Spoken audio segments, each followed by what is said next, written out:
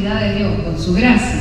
Pero entendemos que si no practicamos una generosidad parecida, una gracia parecida, nos alejamos de la lógica del reino. Nos está desafiando a nosotros a ser generosos, a estar llenos de gracia. Es decir, que Dios está pretendiendo una suerte de contraprestación.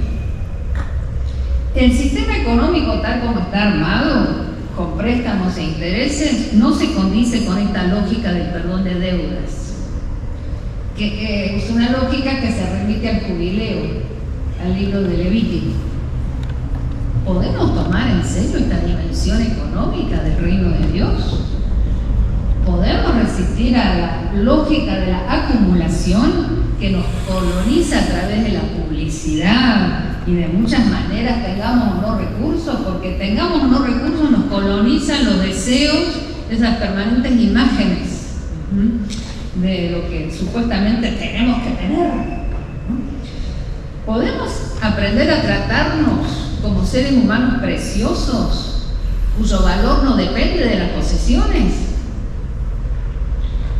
¿Podemos dejar de consumir a los demás como si fueran objetos?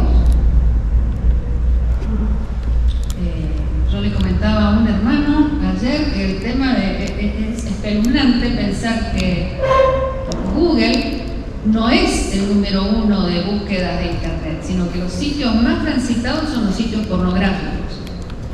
Pornhub. Entonces eso es un tráfico de imágenes que cosifica a seres humanos y coloniza la imaginación de quienes consumen. ¿Es un tema que estamos hablando en la iglesia?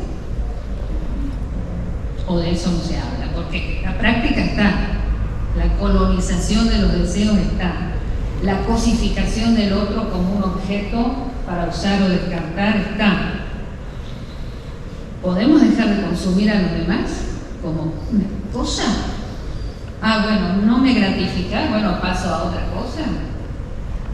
La lógica esa destruye a las relaciones, o sea, es muy difícil mantener una monogamia a través de una larga vida con esa lógica, sería imposible. Entonces es como que socava la propuesta de tener una familia con un compromiso a largo plazo, esa lógica de tenés que gratificar.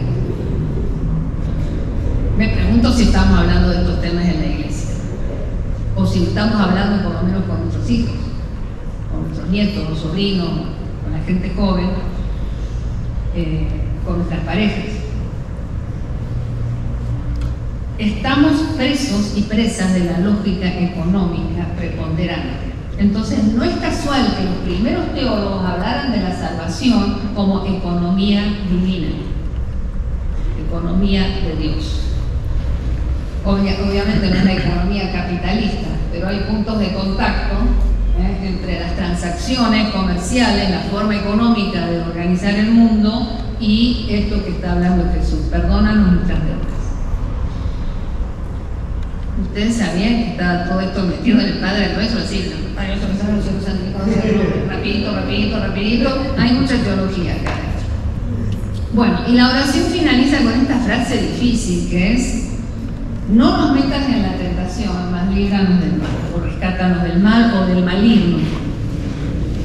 Es decir, que Jesús nos enseña que tenemos todo el derecho de pedirle al Padre, como a Dios como nuestro Padre, que nos exima de pruebas que no podamos soportar, que nos rescate del encuentro con el mal que nos agobia. El mal nos supera, no lo entendemos. Le pedimos a Dios que nos ayude en nuestro sufrimiento y en nuestro dolor. Sabemos que Dios nos puede rescatar, aunque su forma de hacerlo no siempre nos parezca lógica. A veces uno está pidiendo algo y Dios no contesta, o no pareciera contestar para nada. Pero después más adelante nos damos cuenta, no, sí nos contestó de una forma que en ese momento todavía no podíamos captar. Entonces parte de esta confianza en Dios como Padre es pedirle algo y tener la confianza de que la respuesta va a estar, aunque no sea la respuesta que uno quiere en ese instante, de la manera que uno quiere, ¿no? La forma de Dios de responder pasa por el amor y no por el odio. Pasa por la práctica de la paz y no de la violencia. Pasa por el sendero estrecho y no por lo que pareciera el camino directo. A veces hay que tener paciencia, así como Dios le tenía paciencia al hijo, que tuvo que crecer y pasar a ser un niño adulto, estar listo para su ministerio y no iba a estar enseñándole a los maestros de la ley arriba de esa escalerita como ayer, ¿no? Sino que tenía que ser una persona adulta. Hay que tener también paciencia con la respuesta de Dios a los pedidos, pero los pedidos se los podemos hacer. Le podemos pedir a Dios en fe, danos la fuerza para vivir de maneras que no sean las del sistema imperante. Danos la fuerza. Bueno, Abba Padre. Dada la familiaridad del Padre Nuestro, nos parece muy normal tal vez pensar en Dios como Padre, pero ese acercamiento íntimo a Dios como Abba, no como el conjunto sueco de los 70, Abba, para los más lejos, no Abba todo con mayúscula, sino Abba Padre.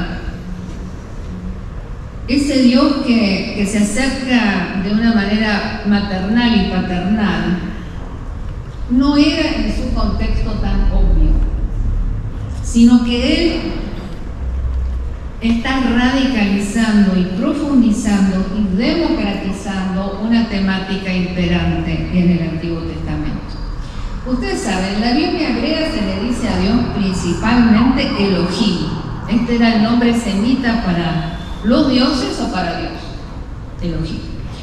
Yahvé era el nombre sagrado de Dios, el que se presenta, el que el judaísmo ni siquiera quiere pronunciar porque es tan sagrado, que significa seré el que seré, o a veces traducido como soy el que soy.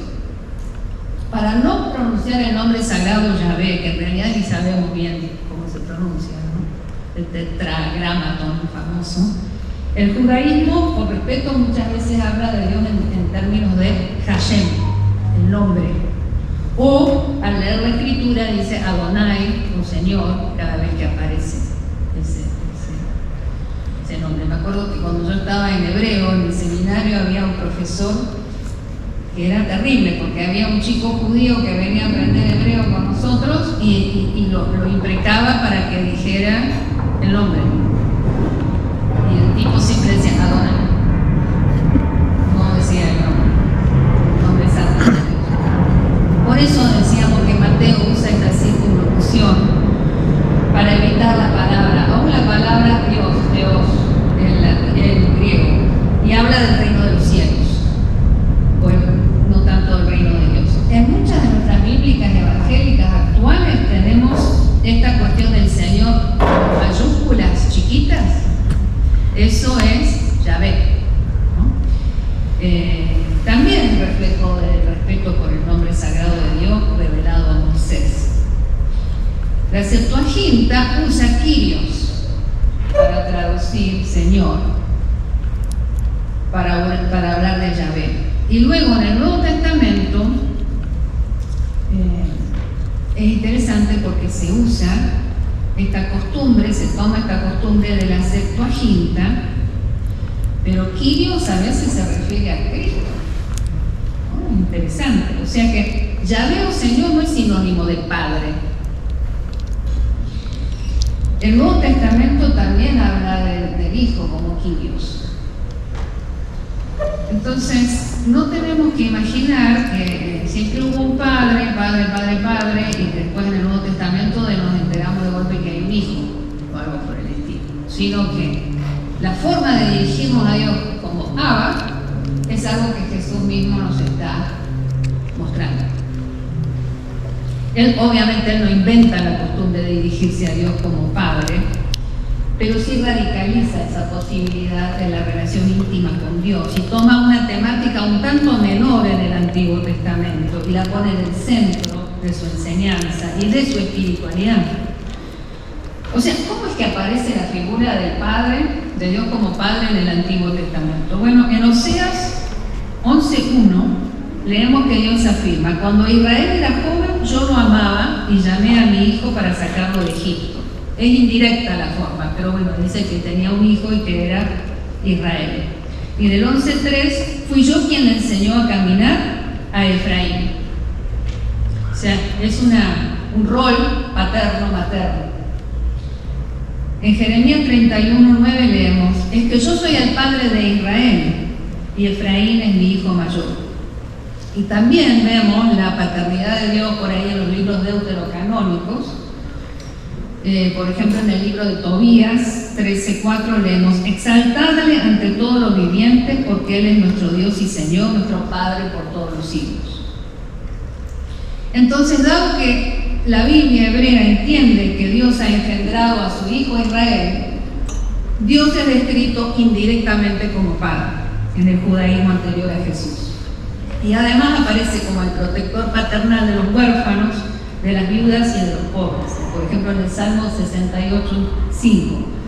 En su templo santo, Dios es un padre para los huérfanos y hace justicia a las viudas.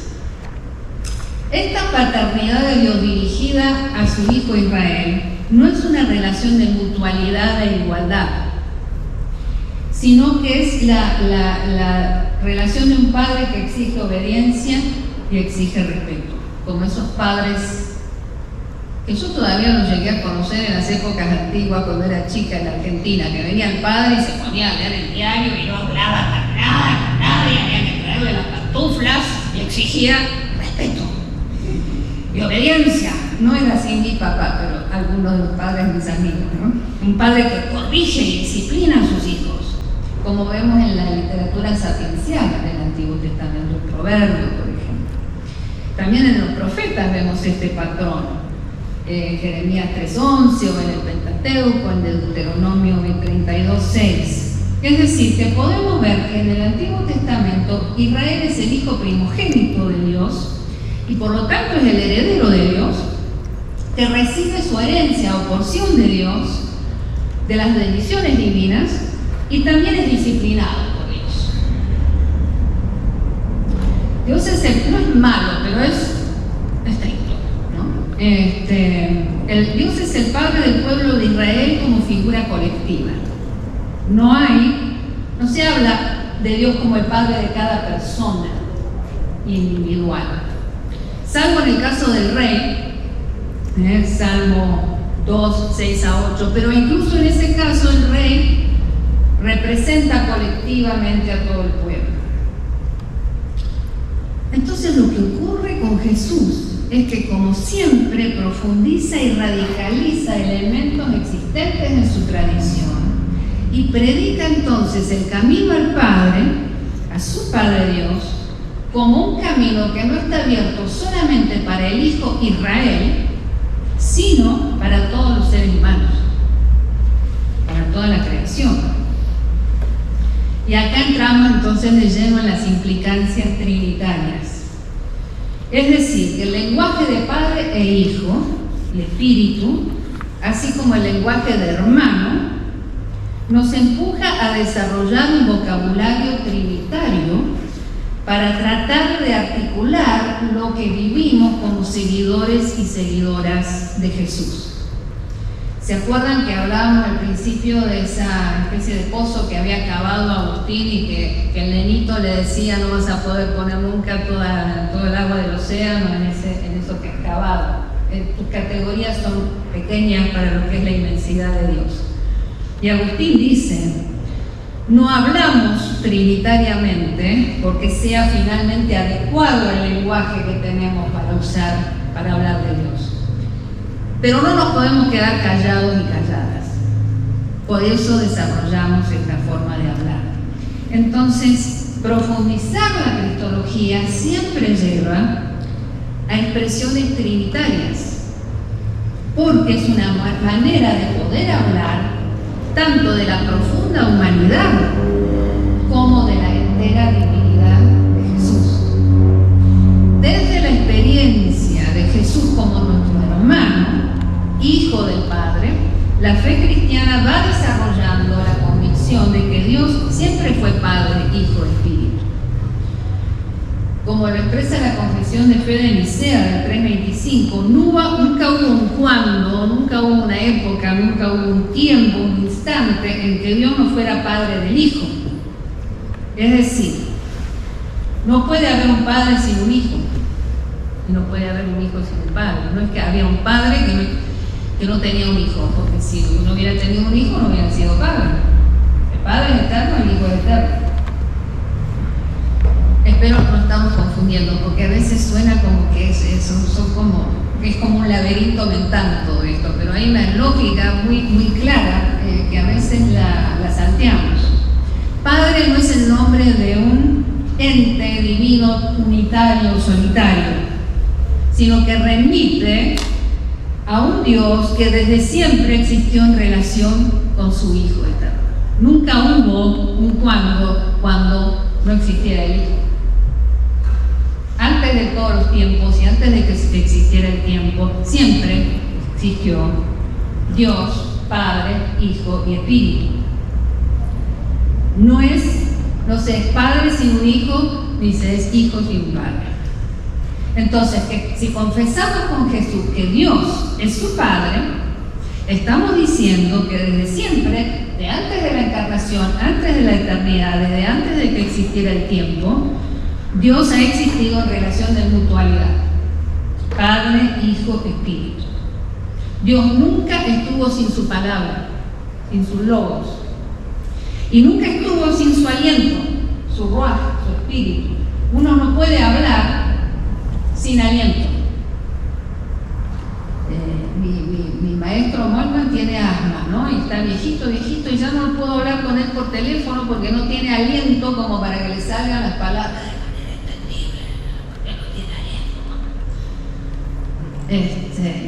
Cuando estaba embarazada y enseñaba, también mis alumnos decían, ¿está bien, profesora? Porque se me estaba agitada, el aliento no salía. Bueno, de la misma manera, la palabra no sale sin aliento. Dios siempre estuvo con su palabra, siempre estuvo con su aliento. Nunca estuvo el Padre sin el vínculo del amor entre el Hijo y el vínculo que es el Espíritu que vincula al Padre con el Hijo. Estas son ideas de Agustín. Vale la pena leer su tratado sobre la Trinidad, que ha marcado mucho a toda la teología latina, o sea, la nuestra, de la que somos herederos protestantes y católicos.